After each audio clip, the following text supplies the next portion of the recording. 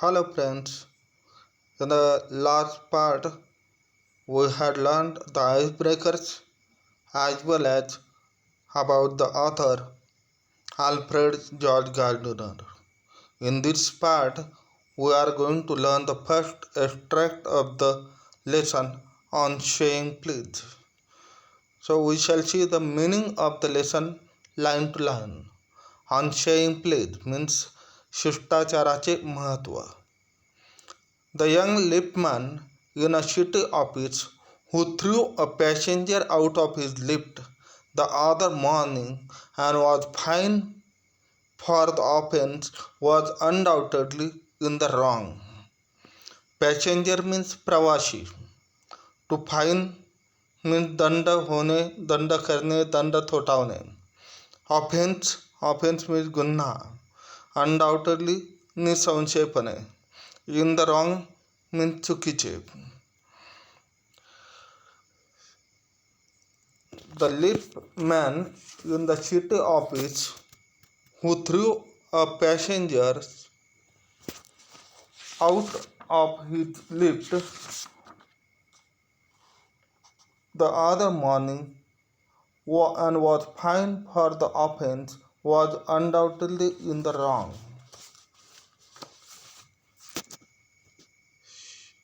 City ऑफिसमधल्या त्या तरुण लिफ्टमननं त्या दिवशी सकाळी लिफ्टमधील प्रवाशाला बाहेर फेकले किंवा बाहेर काढले आणि त्यासाठी त्याला दंड थोठावला गेला. त्यामध्ये त्या लिफ्टमनचे निसंशय चुकले होते. The young liftman in the city office who threw a passenger out of his lift the other morning and was fined for the offense was undoubtedly in the wrong. It was a question of please. Question means प्रश्न किंवा मुद्दा. तो मुद्दा होता. कशाचा मुद्दा होता? तो प्लीज किंवा कृपया म्हणण्याचा मुद्दा होता. It was a question of please. The complainant entering the lift said top. Complainant means तक्रारदार and top means सर्वात वरचा मजला. Complainant तक्रार करणारा, तक्रारदार. लिफ्टमध्ये प्रवेश करताना तो तक्रारदार म्हणजेच तो प्रवासी टॉप म्हणजे सर्वात वरचा मजला असे म्हणाला होता. The complainant entering the lift said top. The liftman demanded top please. Demand means मागणी करणे and top please means कृपया वरचा मजला. आणि लिफ्टमनने त्या प्रवाशाकडे टॉप प्लीज असे म्हणण्याची मागणी केली होती. The liftman demanded top please and this concession being refused, he not only declined to comply with the instruction but hurled the passenger out of the lift. Concession means मागणी किंवा सवलत. To refuse means नाकारणे. To decline means नाकारणे.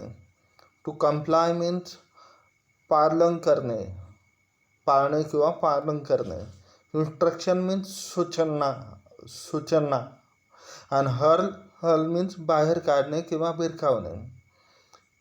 लिफ्टमनने त्या प्रवाशाकडे top please अशी म्हणण्याची मागणी केली आणि ती मागणी नाकारली गेल्यामुळे त्या लिफ्टमनने फक्त त्याच्या सूचनेचे पालन करायलाच नकार दिला नाही तर त्या प्रवाशाला त्याने लिफ्टच्या बाहेर काढले किंवा भिरकावले होते. म्हणजेच लिफ्टमन टॉप प्लीज असं म्हणायला सांगत होता, परंतु त्या प्रवाशाने त्याला नकार दिल्यामुळे त्या लिफ्टमनने फक्त त्याच्या सूचनेचे पालन करायचंच नकार दिला नाही तर त्या प्रवाशाला त्या लिफ्टच्या बाहेर काढले होते किंवा बाहेर भिरकावले होते. The liftman demanded top please and this concession being refused, he not only declined to comply with the instruction but hurled the passenger out of the lift. This, of course, was carrying a comment on a manner too far. This of course means अर्थात. To carry means नेणे वाहून नेणं. Manner means शिष्टाचार. Comment means अभिप्राय किंवा शेरा. And to फार means अवाजवी. That is what this of course was carrying a comment on manner too far. अर्थातच शिष्टाचाराविषयीचा हा अभिप्राय किंवा शेरा जो होता किंवा ही प्रतिक्रिया जी होती ती वाजवी अशी होती, किंवा जी अपेक्षा या शिष्टाचाराच्या बाबतीत होती ती अवाजवी अशी अपेक्षा होती, अयोग्य अशी अपेक्षा होती. This of course was carrying a comment on manner too far. Discourtesy is not a legal offense. Discourtesy means अशिष्ट वागणूक. Legal means कायदेशीर. Offense means गुन्हा. आणि excuse means समर्थन करणे. To excuse समर्थन करणे किंवा माफ करणे. Assault and battery means प्राणघातक हल्ला आणि मारपीट. प्राणघातक हल्ला आणि मारपीट. Discourtesy is not a legal offense. म्हणजेच अशिष्ट वागणूक ही काय कायदेशीर गुन्हा नाही आहे. हे कायदेशीर गुन्हा नाही. आणि it does not excuse assault and battery. आणि तो प्राणघातक हल्ला आणि मारपीट यांचं समर्थनसुद्धा करत नाही. अशिष्ट वागणूक हा कायदेशीर गुन्हा होत नाही. म्हणून जर एखाद्याने अशिष्ट वर्तन केले तर त्याच्यावर प्राणघातक हल्ला किंवा मारपीट करण्याचे समर्थन कायदा करत नाही, किंवा अशा कारणामुळे हल्ला किंवा मारपीट केली तर कायदा माफ करत नाही. म्हणजेच आपण अशिष्ट वागला तर तो गुन्हा होत नाही, आणि त्यामुळे त्याच्याबद्दल अशिष्ट वागण्याबद्दल जर कोणी हल्ला केला, मारपीट केली तर त्याचं समर्थन कायदा करत नाही. If a burglar breaks into my house and I knock him down, the law will acquit me. जर एखादा चोर किंवा घरफोड्या, बर्गलर मीन्स चोर किंवा घरफोड्या, ब्रेक इंटू मीन्स घुसणे, नॉक डाऊन मीन्स मारणे किंवा खाली खेचणे, आणि ॲक्विट मीन्स निर्दोष ठरवणे. ॲक्विट निर्दोष ठरवणे. If a burglar breaks into my house and I knock him down, the law will acquit me.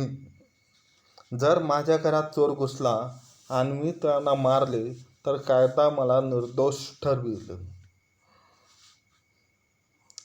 And if I am physically assaulted, it will permit me to retaliate with reasonable violence. Physically means शारीरिक. Assault means हल्ला होणे.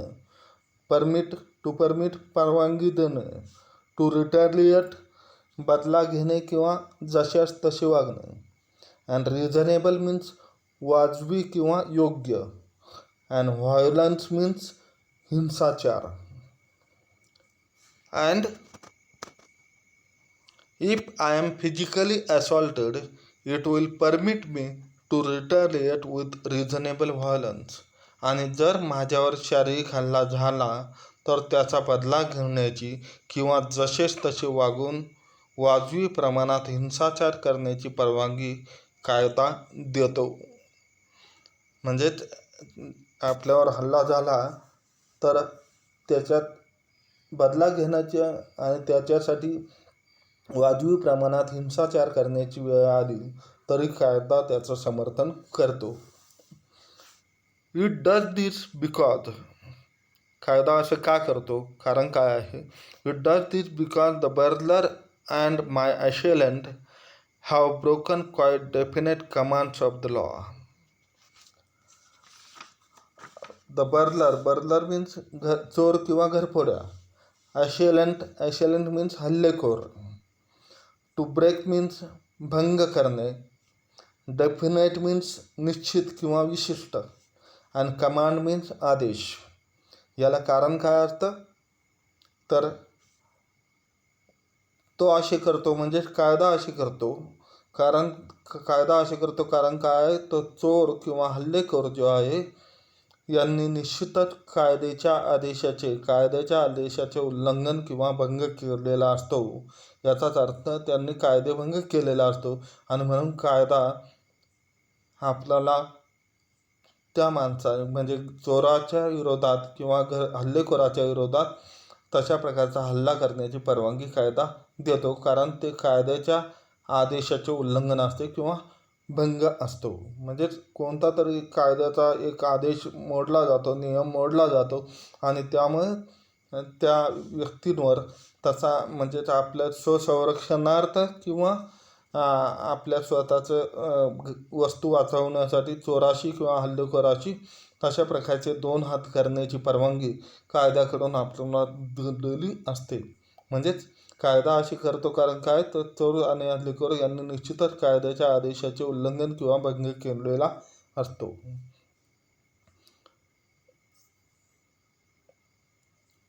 But no legal system could attempt to legislate against bad manners. Legal system means कायदेशीर यंत्रणा. Attempt means प्रयत्न करणे. To legislate means कायदे करणे. Bad manners means अशिष्ट वर्तन.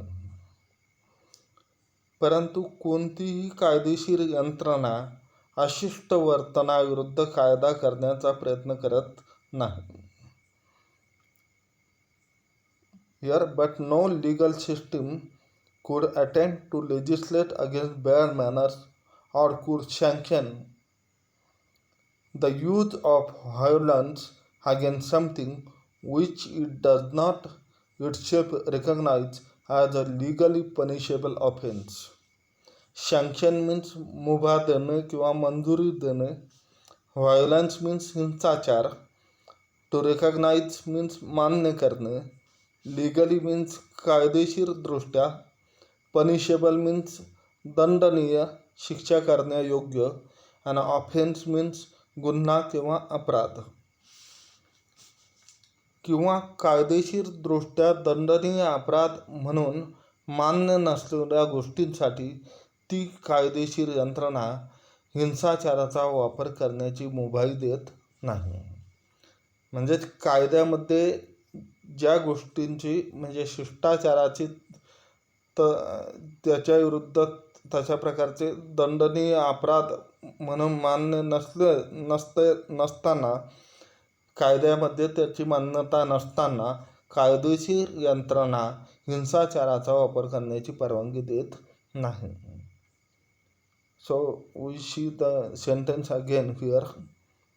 But no legal system could attempt to legislate against bad manners or could sanction the use of violence against something which it does not itself recognize as a legally punishable offense. परंतु कोणतीही कायदेशीर यंत्रणा अशिष्ट वर्तनाविरुद्ध कायदा करण्याचा प्रयत्न करत नाही किंवा कायदेशीर दृष्ट्या दंडनीय अपराध म्हणून मान्य नसलेल्या गोष्टींसाठी ती कायदेशीर यंत्रणा हिंसाचाराचा वापर करण्याची मुभाई देत नाही किंवा परवानगी देत नाही.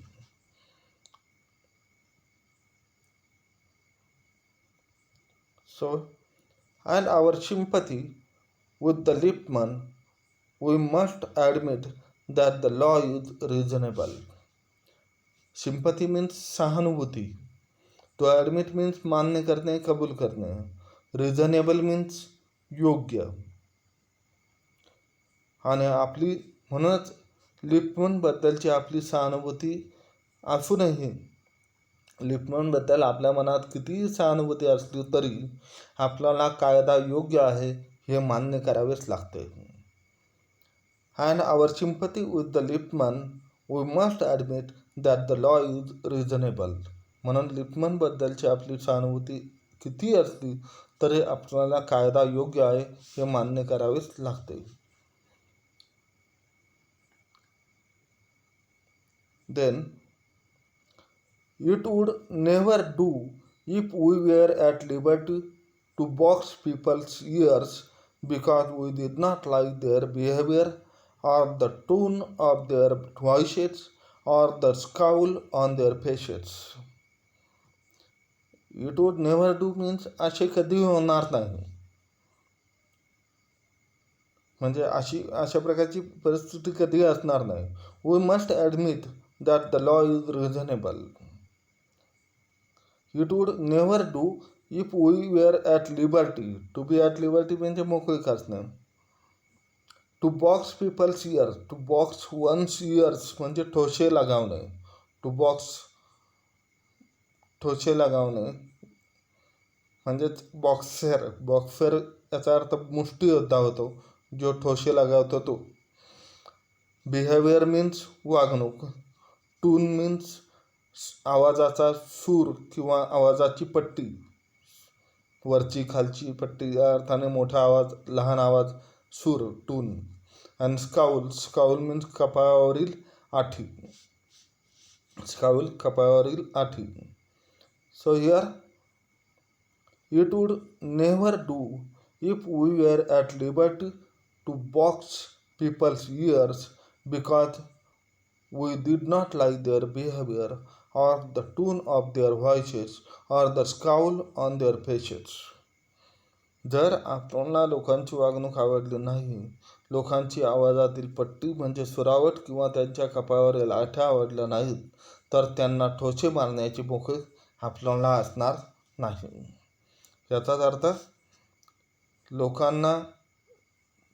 लोकांची वागणूक, लोकांची आवाजाची पट्टी जी आहे ती किंवा कपाळावरील आठ्या ह्या आपल्याला आवडल्या नाही, तर आपण लगेच ठोसे मारावेत अशी मोकळीक कायदा आपल्याला देत नाही. Our fist would never be idle.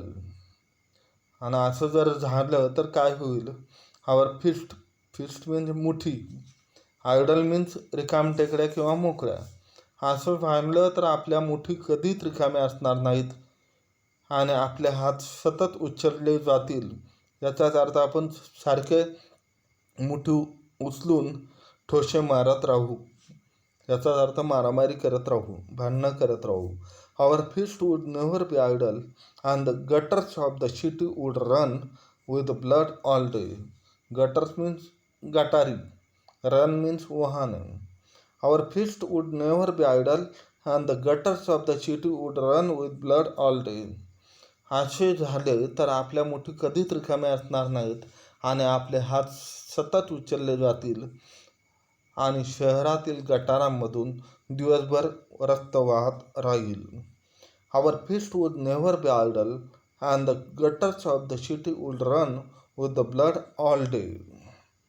So this part we have learned here, this paragraph, and you might have understood. Okay, see you again. Bye.